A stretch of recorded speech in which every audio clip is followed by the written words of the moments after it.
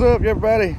We got another job here. We're doing this curved fence here. Going down following this driveway. And well, it's the first time I've ever done one like this. Had a cable, some pipe. Turned out pretty nice. See, it's just curving right along.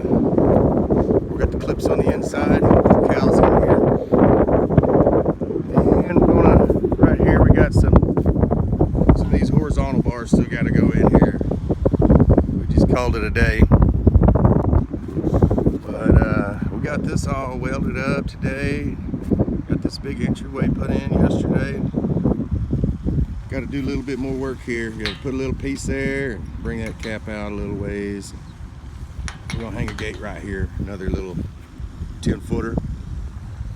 Gonna put that big cattle guard right there. Anyhow, you see it goes down and it curves again right there.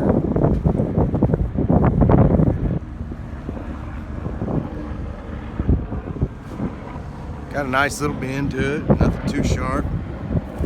Step back here and take a look at it.